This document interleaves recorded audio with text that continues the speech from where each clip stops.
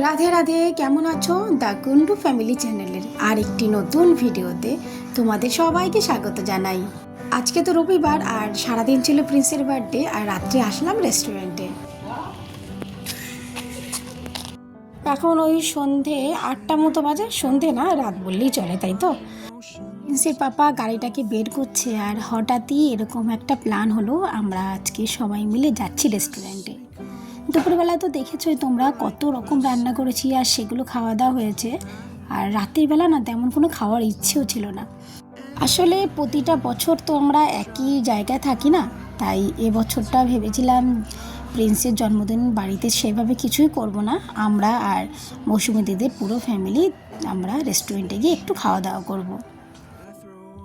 আর এই প্ল্যানটা তো অনেক দিনেরই ছিল, প্রিন্সেরও মনে সেরকম একটা ইচ্ছে ছিল, মানে একটা কনসেপ্ট ভেবে রেখেছিল যে আমরা রেস্টুরেন্টে যাব, খাওয়া দাওয়া করব। তো সন্ধে হতেই না প্রিন্সের একটুখানি জেদ শুরু হলো যে চলো পাপা তাহলে আমরা একটুখানি পিৎজা খেয়ে আসি। তোর পাপা বলল আজকে তোর জন্মদিনে তো সবই কিছু করলাম, যখন তোর একটুখানি ইচ্ছা তাহলে চল একটুখানি পিৎজা আর একটু কোল্ড ড্রিঙ্কস খেয়ে আমরা চলে আসবো। আসলে মৌসুমীদির বড় মেয়ে তিতলি, ও তো ক্লাস 12-এ পড়ে, পড়ার ভীষণ চাপ আর ওর ফাইনাল এক্সামও চলছে, তাই ওদের ফ্যামিলি আজকে আসতে পারিনি।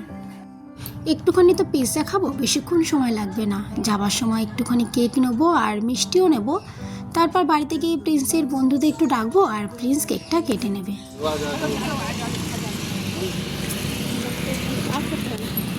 এখানে আমরা এর আগেও এসেছি, তবে রেস্টুরেন্টটা না ভীষণ পরিষ্কার পরিচ্ছন্ন আর এটা ননভেজ রেস্টুরেন্ট, তাই এখানে আমরা বারবার আসি। এখন ওই রাত 8:30 মতো বাজে, রেস্টুরেন্ট প্রায় হালকাই হয়ে গেছে।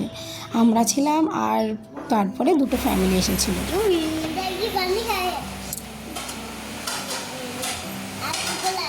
প্রিন্সের পাপার বসলো মেনু কার্ড দেখতে। আর কালকে না প্রিন্সের লাস্ট এক্সাম আছে হিন্দি পেপার, কালকে হয়ে গেলে ওর এই বছরের ফাইনালটা কমপ্লিট হয়ে যাবে। এইবার সমস্যাটা হলো আমরা যদি এখন একটু চিজ পিৎজা খেয়ে নিই, পিৎজায় তো অবশ্যই চিজ দেওয়া থাকে, তাহলে আবার যদি প্রিন্সের শরীর টরীর খারাপ করে, কালকে তো পেপার আছে, তাহলে ওর ভীষণ সমস্যা হবে।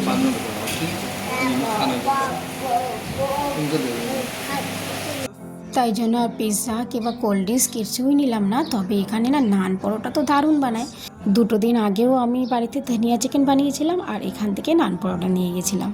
তো আজকে এখানে আমরা একটুখানি চিকেন নিলাম আর নান পরোটা। আর জানো তো এদের যে মেনু কার্ডটা থাকে না, সেখানে ননভেজের আইটেম খুবই কম থাকে, তবে ভেজের আইটেম অনেক থাকে। আসলে রাজস্থানে না খুব একটা মানুষ ননভেজ খায় না, খুব একটা না, ননভেজ খায় না বললেই চলে। এই আমরা যারা বাইরের রাজ্য থেকে এসেছি তারাই ননভেজ খাই, আমাদের জন্য কিছু কিছু ননভেজের দোকান থাকে।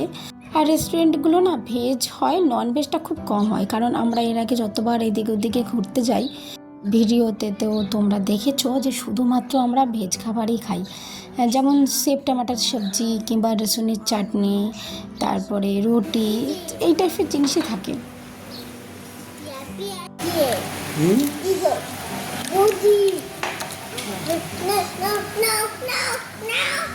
ইউভি এখনও না নিজে থেকে খেয়ে উঠতে পারে না, এই যে একটুখানি চিকেনগুলো ছিঁড়ে ছিঁড়ে চামচে করে দিয়ে দিচ্ছে আরও খাচ্ছে।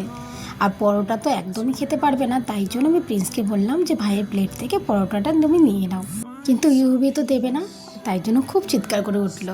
আসলে ইউভি ওর নির্দিষ্ট পরিমাণ মতনই খাওয়া দাওয়া করে, কিন্তু যখন কোথাও যাই কিংবা বাড়ি বসে আমরা 4টে মানুষ খেতে বসি, তখন সবার প্লেটে যা যা থাকবে ইউভির প্লেটও ঠিক তেমন খাবারই দরকার। আজকে এই রেস্টুরেন্টটায় আমাদের সাথে মৌসুমী দিদির পুরো ফ্যামিলি আসার কথা ছিল, তবে জানো তো মৌসুমী দিদির ফ্যামিলিতে আজকে আমরা ভীষণ মিস করছি।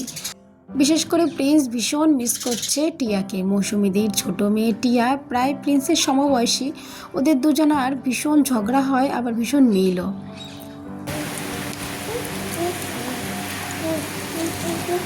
আসার সময় দেখছিলাম আকাশে ভীষণ বিদ্যুৎ চমকাচ্ছে, হয়তো বৃষ্টি হতে পারে, ঠান্ডা ঠান্ডা হাওয়াও দিচ্ছিল। আমাদের খাওয়া দাওয়া হয়ে গেছে আর এখন প্রায় রাত 9:30 মতো বাজে, রাস্তা না ভীষণ ফাঁকা হয়ে যায়। জানো তো একটা জিনিস আমি দেখলাম, শুধুমাত্র কলকাতা আর দিল্লিতে রাত প্রায় সারা রাতই বলতে গেলে লোকজন থাকে, কিন্তু বাদ বাকি এই যে পাঞ্জাব, রাজস্থান, এখানে না রাত 8টা বাজলেই মোটামুটি রাস্তা হালকা হতে থাকে।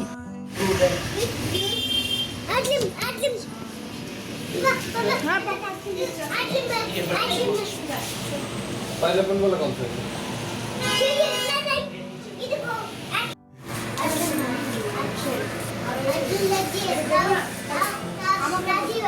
আসলাম একটুখানি কেকের দোকানে।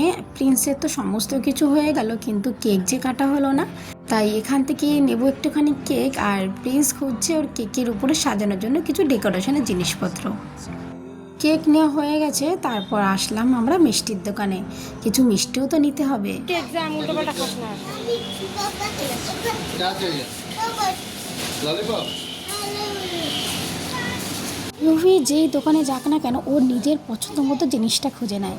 কালকে বইয়ের দোকানে গিয়ে একটা বল নিয়েছিল, আর আজকে এত মিষ্টির দোকানে ও তো মিষ্টি পছন্দ করে না, কিন্তু সেখান থেকে একটা ললিপপ তুলে নিল।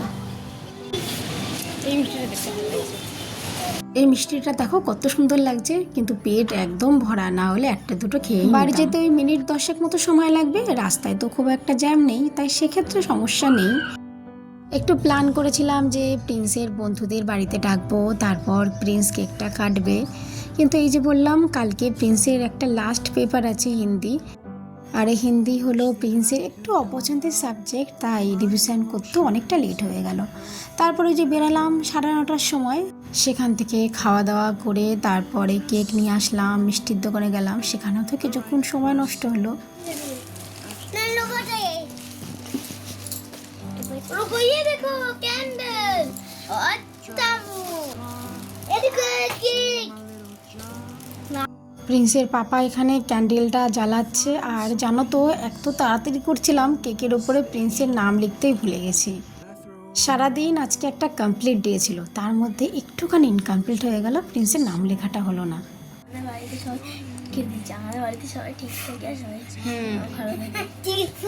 1 2 3 happy birthday to you, happy birthday dear Prince, happy birthday to you. ব্যাস, তবে আজকের জন্য এতটুকু। আবার নিয়ে আসবো অন্য কোনো ভিডিও গল্পের মাধ্যমে। আর ভিডিওটি যদি তোমরা পুরো দেখে থাকো আর তোমাদের যদি ভালো লেগে থাকে, তবে একটা লাইক করে দেবো।